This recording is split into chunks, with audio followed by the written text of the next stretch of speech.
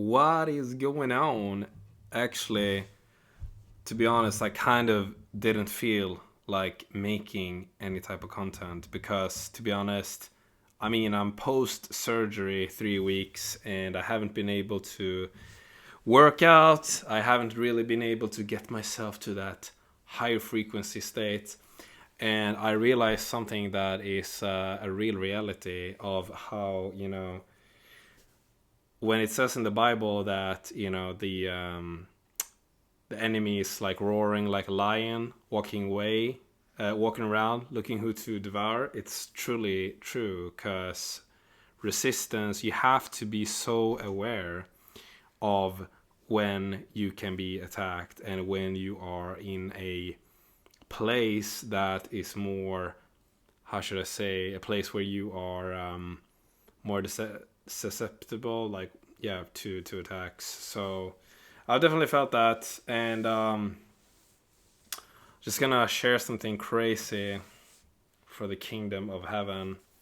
That is that dreams are crazy powerful. I have experienced that lately, and I think that sometimes we don't think too much about dreams, but dreams are like we do, like that realm. There's a lot of people talking about this. Francis Miles talks about this. How when we go to sleep, we should definitely pray before go to sleep. Things happen. Okay, let's just put it that way. And the spiritual world is true, and there are more things that maybe we don't really are too aware of sometimes. So I think as a Christian, as a follower of Jesus, we should be aware and have a close relationship to Holy Spirit to be able to tell us these things. I feel that sometimes awareness of this is something that I notice in myself is being attacked. Like, basically what I'm trying to say is sometimes I fall into a pattern of not thinking too deep about Christianity. Like, I think, like, okay, almost I fall into myself thinking that, okay, well, I'll just go to church, I'll just read my Bible, I'll just pray. But it's good to be aware of different people in our lives, different events, dreams, things that can later down the road affect us to becoming someone, a thought becoming an action, becoming a character, basically a thing in our life. Like in Romans 12, when Paul talks about the renewing of the mind, it's truly a real thing. What we do feed ourselves with is what we will see fruit of. Like, what we sow, we will reap. And I definitely felt that. I'm going to be vulnerable and say that since my surgery, because the gym was such a big thing for me, I felt that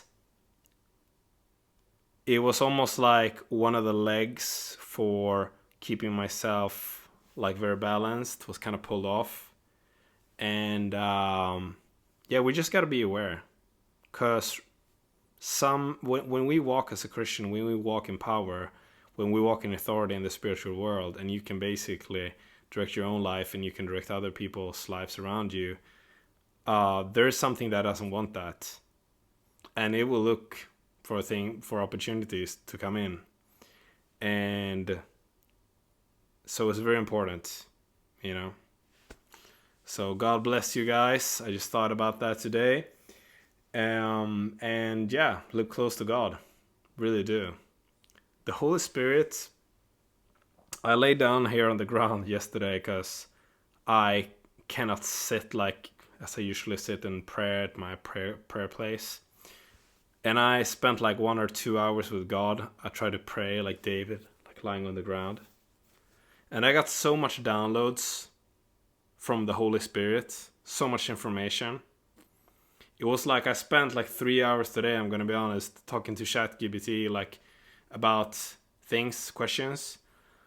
But what I got in 2 hours with God, that type of intelligence is nothing that AI could ever tell me. It's like another type of wisdom.